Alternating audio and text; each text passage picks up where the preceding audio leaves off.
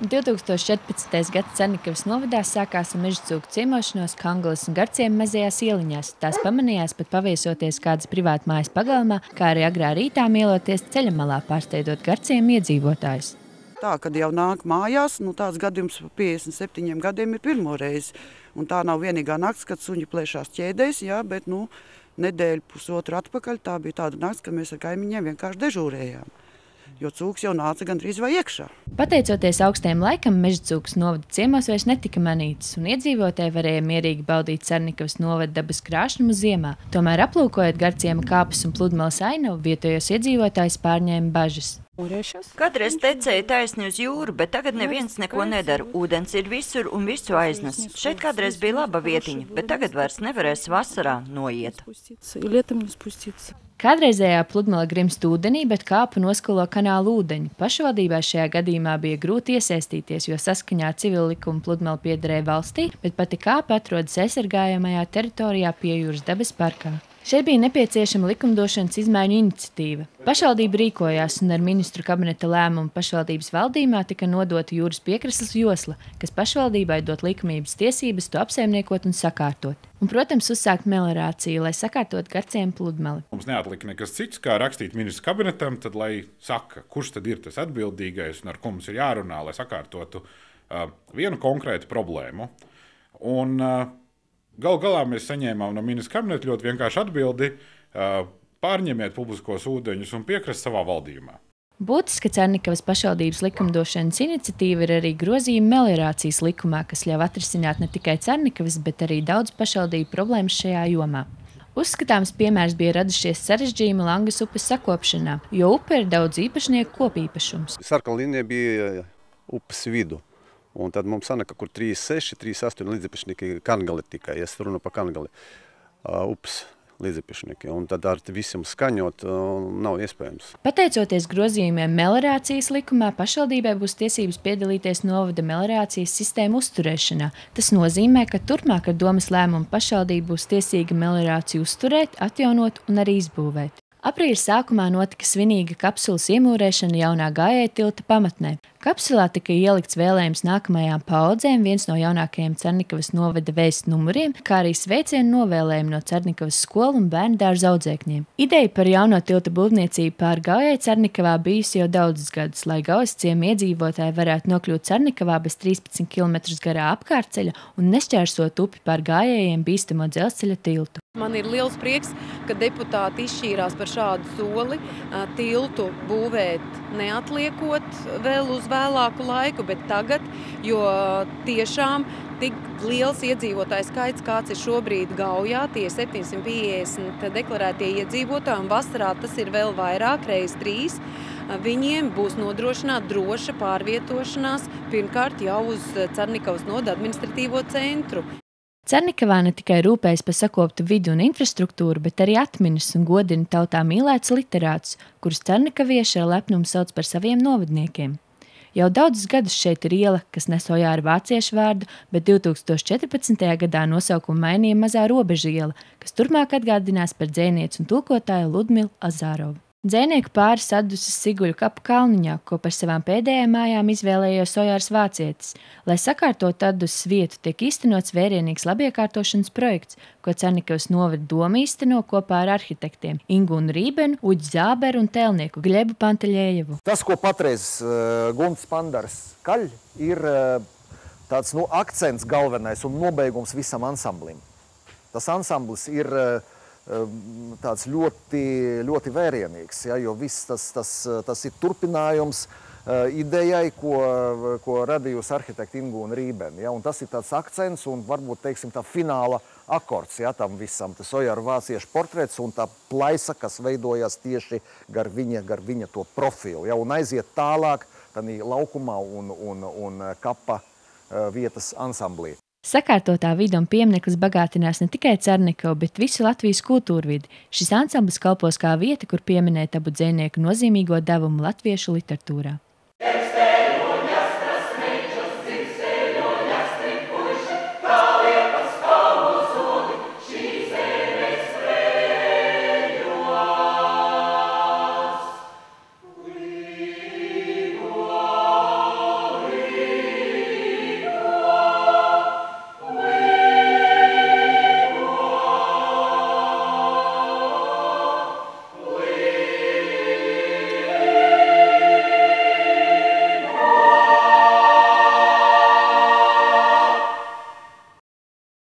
Cernikava var lepoties, jo tā svēts skan tālu. To sekmējas arī kamerkoris Vēja balss.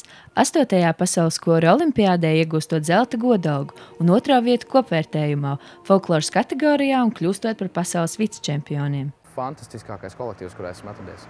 Un tas nav tāpēc, ka esmu kolektīva vadītājs un tā tālāk, bet cilvēki ir vienkārši tik ļoti jebkurā situācijā pretīm nākoši, izpalīdzīgi, labestīgi un tā tālāk. Protams, mums ir kaut kādi iekšējie kādreiz konflikti un tā tālāk, bet bez tiem man šeit nevienā ģimenē nevar iztikt. Bet man viennozīmīgi ir 100% vienkārši fantastiski laba kaut kāda attieksme pret dzīvi un attieksme vienam pret otru. Cernikavas vārds ir gadu izskan Latvijā ar pazīstamajiem un popularitāti ieguvušajiem Neļu svētkiem, kuri pulcē tūkstošiem cilvēku ar krāšņu izklaides programmu. Droši vien jau tā tradīcija latviešiem ir un, manuprāt, tas ir ļoti atbalstām. Tādēļ mēs arī pirmo reizi atbraucam uz šejieni, jo daudz bijām dzirdējuši, bet klāt nebijām. Jā, draugi vien stāstīja ļoti. Un atmosfēra jauka un cilvēki tādi labestīgi un smaidīgi un mierīgi un pacietīgi. Un ko vairāk var vēlēties? Jā, Cernikavā ir gadu augustā var redzēt pašu Neļu karali, kurš piedalās peldlīdzekļu parādē un braši vada svētku gājienu. Novada saimniece rūpējas, lai svētu apmeklētāji varētu mieloties ar tradicionālo neļu zupu un nobaudīt ceptus neļus pēc īpašām senču receptēm. It kā jau liekas, ka neļu zupu ir izvārīt ļoti vienkārši, bet tāpat laikā ir daži knifi, kuri ir kā atslēga uz to garšīgo ēdienu. Vai ir arī kādi citi neļu ēdieni bez zupas, kurus jūs gatavojat ikdienā, izņemot to, ka mēs zinām to klasisko cepto neļu? Citi ēdieni ir neļu rosols, kas ir vispār tāda unikāla lieta. Man ir saglabājusies no vecmāmiņas pūra 1938. gada pavāra grāmata, kur savā laikā tika apkopots labākās Latvijas receptes un skaitījās vienkāršākās receptes.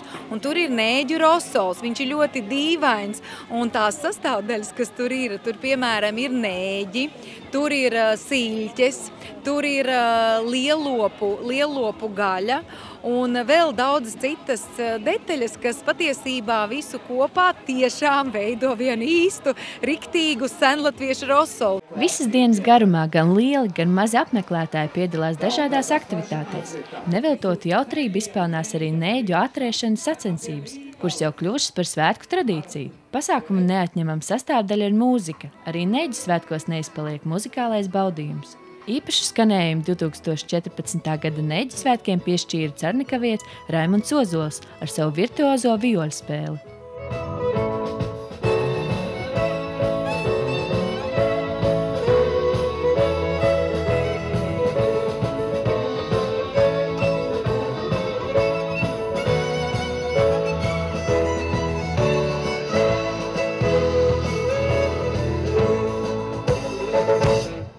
Lai apgūtu mūziku, iemācītos rast no tās enerģiju, gūtu piepildījumu, sākotnēji jāapgūst mūzikas pamati. Šajā mācību gadā durvis vēras Cernikavas mūzikas un mākslas skola.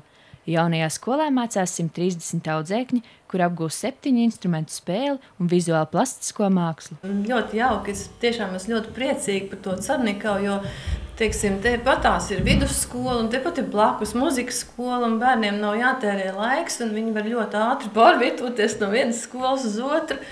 Un tā gaisnotne mums arī veidojās ļoti tāda profesionāla un ļoti, es pat teiktu, radoši, dabīga. Cernikavieši ne tikai prot saklaustīt mūzikas harmoniju, bet ir arī īsteni sporta entuziasti. Slēpošanas un aktīvās atpūtas trasē Zibeņi norisinājās līdz šim lielākais sporta pasākums Cernikavas novadā – Latvijas čempionāts vieglatlētikas krosā, kas vienlaicīgi bija arī tradicionālās Cernikavas rudens skriešanas sacensības. Kopumā uz starta līnijas sacensībās stājās gandrīz 400 dalībnieki no visas Latvijas, kā arī Nacionālo bruņoto spēku pārstāvi, kuru vidū bija karavīri no Amerikas. Parasti mums bija dalībnieki apmēram 140–160. Šobrīd jūs redzat, ka ir stipri pāri 400.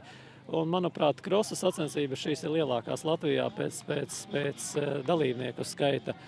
Un es ceru, ka dalībniekiem iepatiksēs šīs diezgan sarežģītās distances, jo iedomāties, ka starp trases zemākais punkts šeit jūs redzat pie būdiņas, tur, kur dzīvo arī bebrs apakšā, ja? tur ir apmēram pusmetrs virs jūras līmeņa apmēram. Ja? Apmēram tādā līmenī. Un kalna gals ir 25 metri. Tātad 25 metri pa vertikāli jāveic. Kilometra aplī, 2 kilometra aplī. Tātad distances sarežģītība ir tāda pati kā Madona alūksnē slēpošanas trasēm. Šeit ir bijis arī startautiskais distanču slēpošanas traša tāds eksperts, kas pieņem trases no Somijas. Un viņš arī apliecinājis, ka šī trase ir gan labi izplānota no skatītāja viedokļa, no treneru viedokļa, no drošības viedokļa, no sacensību organizēšanas viedokļa un arī atbilst pēc augstumiem. Zibeņu trasi pievērēt nemaz nav tik viegli un nācās pastrīst gan maziem, gan lieliem skrējējiem. Taču gala rezultātā ik viens sporta atbalstītājs guva pozitīvas emocijas un prieku par fiziskās aktivitātēs labi pavadītu laiku. Kā veicās pats veids? Īstenībā ļoti laba trasa un tieši krosa trasa. Un bija grūti, jā, tā kā vajadzētu, man liekas, viss atbilstoši. Noteikti esat arī pieredzējuši arī citās trasēs. Un kas šeit arī bija tas visgrūtākais? Īstenībā, kā katra trasa var būt savādāka. Jā, nav tā kā vieglāka vai vienkārši savādāka. Tāpēc šeit man ļoti patīk, ka 2 kilometri aplis un ļoti interesanti bija tie pagriezieni un nebija tā kā garlaicīgi. Visu laiku kaut ko pagrieziens. Tāda ziņa ļoti interesanti bija. Jau pēc pavisam neilga laika Cernikavā tikās sporta aktīvisti. Šoreiz ar saviem izdzīvniekiem, lai pārbaudītu kopīgus spēkus zibeņu trasē, kurā tika aizvadītas pasaules mēroga kamenu suņu sacensības. Tajās par Latvijas čempionu un Baltijas kausa čempionu titulu sacentās vairāk nekā 100 dalībnieku ar saviem četrkārēnajiem draugiem. Kopējais dalībnieku skaits pārsniedza 300. Cernikavā sacensības notiek 2. gadu. Pirmkārt tāpēc, ka vietējie šeit ir gan startētāji, gan mums palīdz organizatoriski. Un treškārt arī pašvaldība ir ieinteresēta savas pašvaldības teritorijas attīstībā un interesantu pasākumu piesaistīšanā. Tā kā mums ir izveidojusies laba sadarbība, īstenībā mēs ceram arī turpināt sadarbību nākamgad. Gandarījums par vietējiem cernikaviešiem, kuri startēja un uzrādīja teicamus rezultātus. Sacensību dalībnieku ceļu uz Cernikavu bija mērojuši arī no Baltijas valstīm, no Polijas, Krievijas un Francijas. Mēs vēl esam jauni. Tikai 2 gadus nodarbojamies. Visi suņi ir jauni. Tāpēc uzskatu, ka ir labi rezultāti. Pirms tam mums bija cits sastāvs. Pagājušajā gadā Polijā ieņēmām 3. vietu, arī šeit 3. Bet tagad suņi ir jauni, trenējamies un kādu mēnesi. Kad kalendārs liecina par rudens ierašanos, Cernikavā sarosās dzejas piekritēji. Rudens jau tradicionāli rojā ir vācieša laiks. Tad Cernikavā tiek pasniegta dzejnieka vārdā nosauktā literārā prēmija dzejā. Kāds brāzmaiņš šodien rudens lietus ir. Vai tāda brāzma dzīve atnākt rītu, lai mūs abus sirdis pārbaudītu, vai var vai nevar šķiet. Lai tāpēc katru brīdi sirdis jūt. Es esmu teksts, tu esi melodija. Cik ilgi būs šī abu mūsu mīja, tik ilgi dziesmē. Prēmijas saņemšanai tika iesniegtas 15 dzejas grāmatas, kuras izvērtēja konkursa komisija. Par prēmijas ieguvēju tika atzīta Anna Dzintere ar savu pirmo grāmatu Eju pa svešu ielu. Nesaki man neko. Nesaki, ka viss būs galā. Nekas nav galā. Vācietis turpinās, Latvija turpinās, un svarīgi ir tikai saklausīt. Un to es Annai novēlu arī turpmāk. Ceļš, kuru mēs ejam, nevienmēr ir viegls, un nereti tam ir nepieciešams tilts, lai tiktu otrā krastā. Bet tikai ar konkrētu mērķi mēs varam nokļūt iepriekš izvēlētajā galapunktā. Cernikavai ir izdevies savienot šo ceļu. Par gauju atklāts Latvijā garākais velosipēdistu un gājēju tilts. Iedzīvotāju vidū tilta atklāšana bija ļoti gaidīta. Te jau arī daudz cilvēku ir gājuši bojā, ejot pa to tiltu, jeb ar vilcienu, jeb kā, bet katrā gadījumā gājuši bojā. Šis tilts bija ļoti, ļoti nepieciešams. Labi, pārgaujiešiem gan ir. Viņam veikals un viss centrs jau tur bija tiešām agrāk visi gudros. Mums ļoti patīk jaunais tilts, ļoti patīk. Mums kā cernikaviešiem mēs jau sen to gaidījām, un es kā vēdeļu burātājs, es tagad varēšu uz Lilas doties burāt. Te es ņemšu velosipēdu, āķēšu klāt veidēli, un velosipēdu braukšu Zilastei, tad paburāšu, un tad ar velosipēdu braukšu atpakaļ. Mēs paši no zvejnieku ciemata speciāli atbraucām paskatīties, tā kā ļoti labi, malači. Jums? Ļoti labi, ļoti labi. Tas vispār nebija gaidīts tāds pasākums. Tilts pār Gauju ir 220 metrus garš un 4 metrus plats. Kopā ar pievedceļiem, kur pārvietoties velobraucējiem gājējiem, tas stiepjas vairāk nekā 1 kilometra garumā. Jaunais tilts nākotnē kalpos kā neatņemama Eirovelo 13 sastāvdaļa, nodrošinot vienotu velomaršrutu ar Rīgu, kā arī citiem Latvijas novadiem. Tas ir ļoti labs turpinājums tam, ko mēs esam iesākuši būvēt šo te veloceliņu no Rīgas līdz Igaunijai. Jo lietuvieši to ir izdarījuši jau. Igauniem arī palicis neliels posms, bet Latvijā mums ir šie te pārāvumi. Un šis Gaujas tilts ir tā iespēja, ka šis pārāvums tiks savienots kaut kādā veidā. Ja? Un tilts, kā jau šeit arī tika teikts, tiešām viņš ir unikāls. Ar to, ka tas ir gāja un velosipēdists tilts. Viņš nav kaut kādā veidā nodalījuma josla kāda, bet viņš ir pilnīgi atsevišķi uzbūvēts, kas tiešām dod tādu stabilu drošību pārvietojoties par viņu. Cernikavas novada 2 krasti ir savienoti. Tilts tapis un ļaudis var droši par to pārvietoties. Kā piemiņu par šo notikumu, gabaliņu no jaunatklātā tilta svētku lentes līdzi varēja paņemt tik viens no pasākuma dalībniekiem. Svētku lente bija kā tilts katram klātesošajam un dzinulis arī turpmāk aktīvi un pārdomāti attīstīt Cernikavas novadu.